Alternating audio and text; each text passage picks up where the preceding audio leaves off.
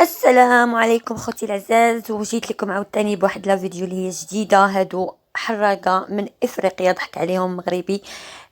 خدا ليهم 2 المليون مقابل للراس، وهما 61 شخص، منهم 2 نساء حوامل وطفل صغير.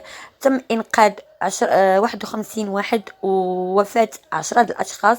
هاد لا فيديو صورته حتى الجزيرة، وهذا السبق صحفي صوروا لي الأخ ديالي اللي كان من ضمن هاد البحارة هادو، اللي طبعا صيفطتهم لمارين باش يعتقوا هادوك الناس اللي في الزوديكا، واللي لحسن حظهم انه كان البحر صافي وكان الجو زوين، فالزوديكا ما تقلباتش.